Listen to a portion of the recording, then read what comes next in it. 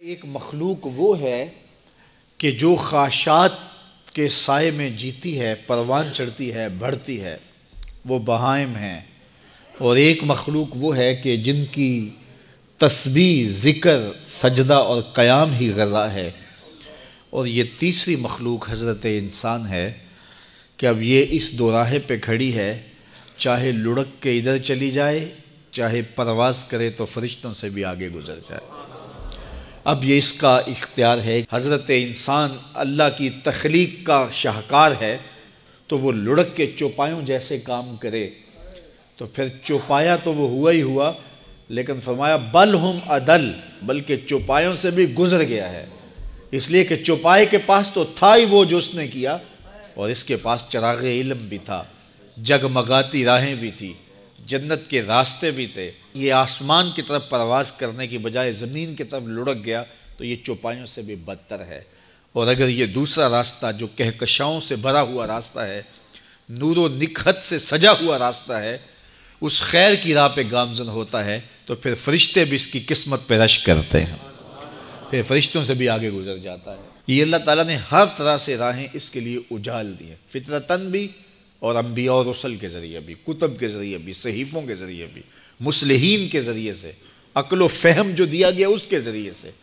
یعنی انسان کے لیے کوئی شک والی بات نہیں کہ اسے پتہ نہ ہو کہ یہ راستہ خیر کا ہے اور یہ راستہ شر کا ہے، یہ اس کو اچھی طرح آگہی دی گئی۔ جب کوئی چوری کرنے لگتا ہے، دیوار پھلانگتا ہے، اس کا دل دھڑکتا ہے، یہ اللہ تعالیٰ کی طرف سے وارننگ ہوتی ہے کہ تو غلط کام کرنے جا رہے ہیں۔ جب کوئی ڈاکہ مارنے لگتا ہے، ناکہ لگا کسی کو روکتا ہے، تو اس کا دل ڈرتا ہے کہ تو جرم کر رہا ہے۔ جب بدکاری کو کرنے لگتا ہے تو اس کا دل ڈولتا ہے کہ تم غلط کام کرنے جا رہے ہو۔ جب کوئی کسی کو قتل کرنے لگتا ہے تو جب وہ مقتول پہ حملہ آور ہوتا ہے تو دل ڈولتا ہے کہ تم غلط کر رہے ہو۔ حتیٰ کہ دیوار رکھتے ہوئے ہمسائے کے 2 انچ بھی دبانے لگے تو دل ڈولتا ہے کہ تم غلط کر رہے ہو۔ یہ جو تیز تیز دل دھڑکنے لگتا ہے گناہ کرتے ہوئے، تو یہ اللہ کی طرف سے اسے بتایا جا رہا ہوتا ہے کہ تم غلط کر رہے ہو۔ حضور سے پوچھا گیا کہ ایمان کیا ہے؟ فرمایا جب نیکی تجھے خوش کر دے اور گناہ تجھے دکھی کر دے، فانتا مومن، تو مومن ہے۔ تو کسی کو پوچھنے کی بجائے اپنے اندر سے فتویٰ لیا جاتا ہے، اندر ہی بتاتا ہے کہ اچھائی کیا ہے، اندر ہی بتاتا ہے کہ برائی کیا ہے۔ اب وہ کس راہ پہ چلے گا؟ میرے حضور نے فرمایا جنت کا راستہ مشکل اور کٹھن ہے، اور جو جہنم کا راستہ ہے وہ آسان اور آراستہ ہے، شہوات سے سجا ہوا راستہ ہے۔ اب تمہیں پتہ ہے کہ انجام کیا ہے اور تمہیں اختیار دیا گیا ہے۔ بعض لوگ اختیار کو اللہ کی رضا سمجھ لیتے ہیں، تو یہ بات جانیے کہ اللہ کی رضا میں اور اس کی مشیت میں بڑا فرق ہے۔ بعض لوگوں کی رسی اللہ نے دراز کی ہوتی ہے تو لوگ کہتے ہیں اللہ راضی نہیں ہے تو ایسا کیوں ہے؟ یہ کون سی کہانی ہوئی؟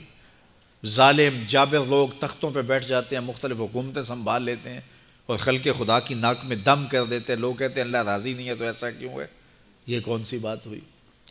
تو یہ ہمارا ایک خود ساختہ کہا ہوا جملہ ہے۔ حقیقت میں کیا ہے کہ اللہ کی رضا اور ہے، اللہ کی مشیت اور ہے۔ یہ اللہ نے ہاتھ دیے ہیں، اللہ کی رضا یہ ہے کہ ان ہاتھوں سے اچھے کام کیے جائیں۔ آنکھیں دی ہیں تو ان آنکھوں سے قرآن مجید کی تلاوت کی جائے، اللہ کی قدرت کی نشانیاں دیکھی جائیں، لیکن ان آنکھوں کو شہوات سے بھر دیا جائے، ان ہاتھوں کو ظلم سے بھر دیا جائے تو اللہ روکتا نہیں ہے۔ ایسا نہیں ہے کہ بندہ گالی دینے لگے تو زبان ٹیڑھی ہو جائے، ایسا نہیں ہے کہ بری نظر سے آنکھوں کی بینائی کمزور ہو جائے، ایسا نہیں ہے تھپڑ مارنے لگے تو ہاتھ رک جائے، ایسا نہیں ہے کہ وہ مے خانے کی جانب چلنے لگے تو پاؤں کی انگلیاں ٹیڑھی ہو جائیں، چلا نہ جائے، ایسا نہیں ہے۔